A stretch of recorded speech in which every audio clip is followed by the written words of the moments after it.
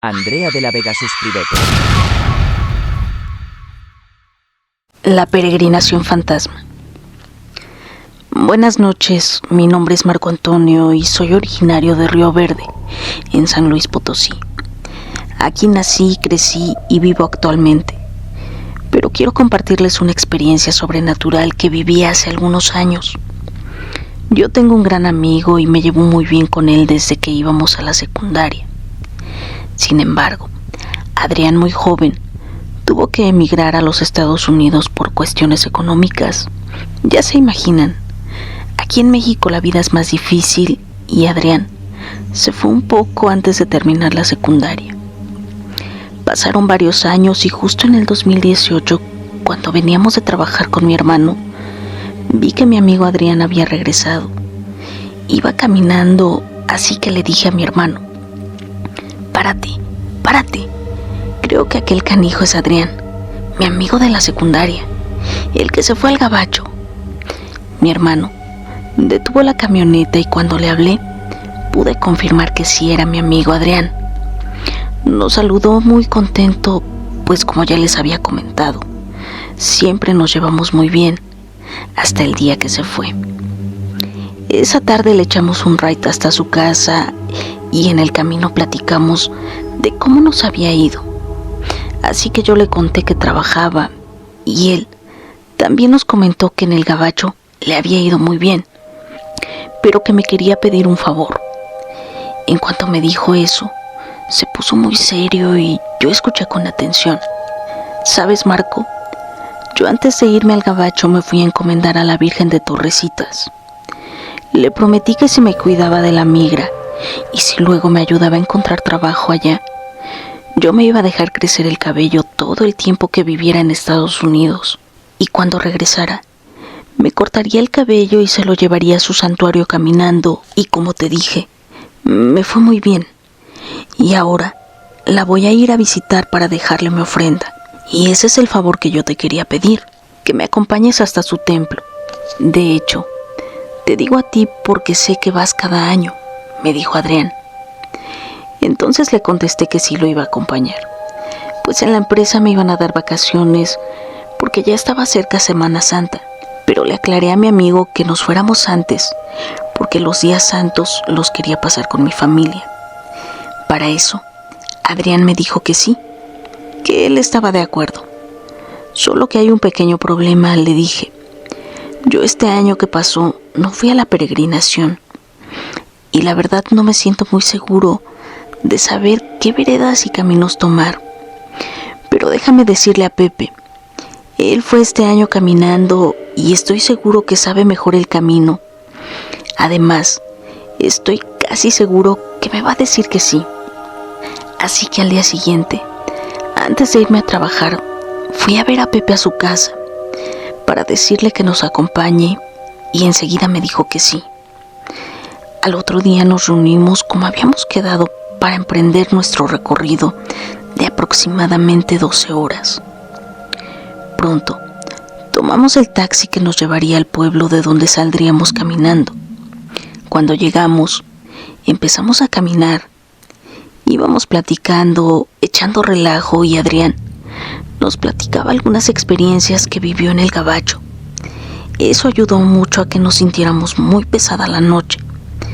Cuando eran las 2 de la madrugada, llegamos a una ranchería y de ahí debíamos desviarnos para salir a una carretera. Entonces, Pepe dijo: es para el lado izquierdo. Y yo le comenté que no, que se estaba equivocando, pero Pepe me dijo: yo vine en la peregrinación que acaba de pasar y estoy seguro que para llegar a la carretera debemos tomar la vereda del lado izquierdo. Para ese momento Pepe ya estaba un poco enojado y le dije: pues vámonos por el lado izquierdo, pero ahí vamos a salir a un camino de terracería. Y ya no le dije más. Pepe, enojado, empezó a decir unas cuantas groserías y cuando por fin salimos de esa vereda, llegamos al camino de terracería que yo le había comentado. En ese momento, Pepe, un poco apenado, dijo: chavos, me equivoqué. Debo aceptar que fue mi error. Pero, ¿ahora qué hacemos?, dijo Pepe. Entonces le contesté: no te preocupes, mira, por ahí en donde se ven esos árboles hay una vereda que nos puede regresar a la ruta. Los tres nos quedamos viendo aquellos árboles que generaban más oscuridad por las sombras y de verdad daban un poco de miedo. Luego nos volteamos a ver entre nosotros como no queriendo ir a ese lugar, pero no teníamos muchas opciones y la más fácil era esa. Así que nadie dijo nada y caminamos rumbo a aquellos árboles. Continuamos por el camino de terracería y pronto, en unos minutos, nos dimos cuenta que ya estábamos cerca del pueblito al que debíamos llegar. Lo estábamos rodeando, pues desde donde estábamos se veían los techos de lámina de aquellas casas que le daban vida a ese pueblito. Caminamos por varios minutos y cuando estábamos cerca de la última casa nos detuvimos un poco y les dije que teníamos que atravesar un terreno donde había milpa, ya que ahí había un camino que nos ayudaría a reubicarnos más pronto a nuestra ruta. Pero el camino no se veía porque estaba tapado por la milpa, y ese era el que debíamos tomar para continuar nuestro viaje. Eso fue lo que les dije y ambos estuvieron de acuerdo. Pero Adrián dijo: hay que descansar unos minutos y ya ahorita nos vamos. Está bien, contestamos, y Pepe pronto sacó una caja de cigarros. Nos invitó uno. Mientras descansábamos, disfrutábamos de la tranquilidad de la noche y del paisaje que aquel lugar nos ofrecía, pues desde ahí podíamos observar las casas y las calles del pueblo alumbradas por algunos postes de luz pública. Pero pronto se sintió un silencio muy extraño, pues no se escuchaba nada, ni los grillos. De pronto, Pepe se quedó viendo a lo lejos y nos dijo: miren, en ese camino viene gente. Entonces Adrián y yo volteamos enseguida a esa dirección. Y sí, venían varias personas caminando. Se veían muy apresuradas. Iban todas en fila. Lo logramos notar por las pocas luces que había en los postes. Entonces, a mí se me ocurrió una idea en ese momento y les dije: ¿qué les parece si atravesamos rápido la milpa para alcanzarlos y nos vamos con ellos caminando? Mis amigos estuvieron de acuerdo y enseguida nos fuimos corriendo para cruzar la milpa. Cuando llegamos al final del terreno, había una barda, la cual nos separaba del camino para seguir avanzando. Pero pronto nos subimos y nos sentamos en la barda para esperar a la gente. Pero pasaron unos 3 minutos y la gente seguía sin aparecer. Prendimos otro cigarrillo y nos lo fumamos con calma para hacer tiempo en lo que llegaba la gente. Pero no pasaba nadie. De hecho, no se escuchaba gente. Parecía que todo estaba solo. Así que se me hizo raro y me bajé para ir a ver si ya venían más cerca. Me alejé unos 10 metros de mis amigos. A esa distancia ya tenían que verse las personas, pero nunca había nadie. Parecía que esa gente había desaparecido, pues no había ni rastro de los peregrinos. Regresé con Adrián y Pepe y les dije que no había nadie en el camino. Nos fumamos otro cigarrillo, pero esta vez fue para calmar los nervios, pues todos nos extrañamos al darnos cuenta que aquella gente en peregrinación ya no estaba, que había desaparecido.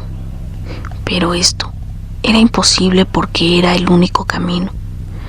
No había desviaciones y enseguida me di cuenta que mis amigos pensaban lo mismo que yo, porque enseguida dijo Pepe: oigan, ¿vieron que venían formaditos? Todos venían en una fila perfecta y al mismo paso. Era como si fuera un desfile. Nadie se quedaba atrás e incluso los niños, que también venían, iban caminando al mismo paso que los adultos y no platicaban entre ellos. Lo extraño era que los niños venían al final de la peregrinación, y eso era muy raro, porque en las peregrinaciones a las que he ido, los niños siempre van a un lado de los adultos por si les llega a pasar algo. Les comenté a mis amigos. Adrián nos volteó a ver muy serio y nos dijo: ¿se dieron cuenta que todos los peregrinos iban vestidos de color blanco? Incluso los sombreros que usaban eran de ese color. Los tres nos miramos muy sorprendidos y en lo personal sentía que mi piel se erizaba y un hormigueo subía por mis pies.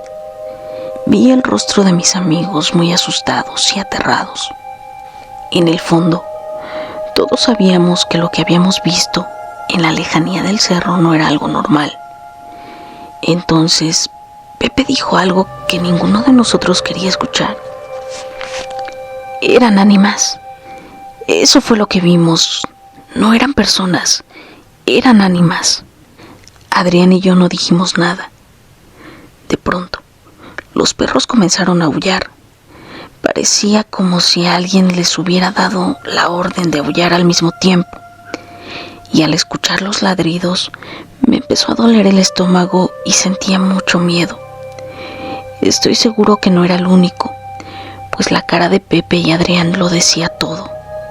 También se veían muy asustados. Pronto, agarramos nuestras mochilas y Adrián dijo: vámonos de aquí. En nombre sea de Dios. Debemos seguir. Y no paramos de correr hasta que salimos del pueblo. Y fue entonces cuando oí los aullidos de los perros se dejaron de escuchar.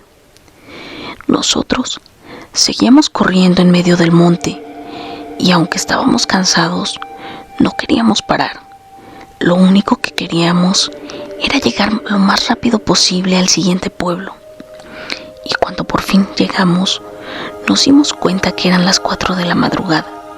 Nos sentimos muy aliviados al ver las luces de las casas y ver civilización, después de haber caminado horas en la oscuridad.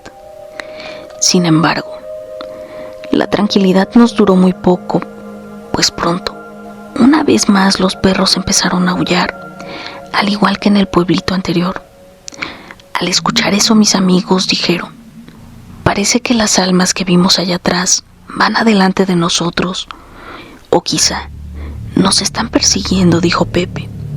Pero en este momento no tenemos de otra más que encomendarnos a Dios, rezar y cruzar ese pueblo lo más pronto posible, dijo Adrián. Pero por donde pasábamos, los perros comenzaban a aullar. No importaba si estos estaban en la calle o dentro de su casa. Su aullido era tan aterrador que más que perros parecían lobos o coyotes.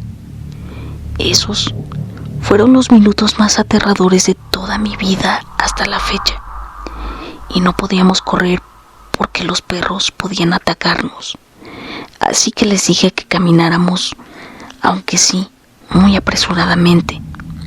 Y por fin salimos ilesos de aquel lugar. Después, cuando dejamos de escuchar los perros, vimos un cactus y lo encendimos.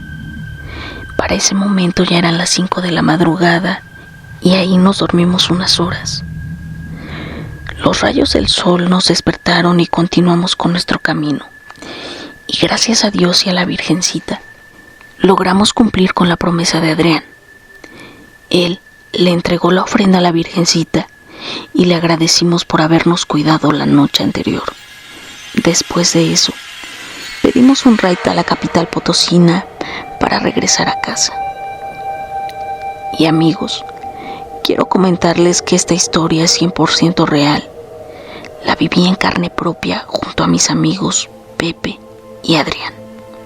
También quiero decirles que antes de esta experiencia, yo no creía que las almas del purgatorio existieran, pero desde esa noche rezo todos los días para su descanso eterno.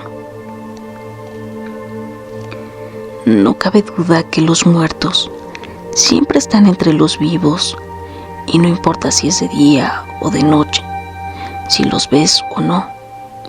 Al final, ellos saben a qué hora y cuándo se van a manifestar para que tú los puedas ver.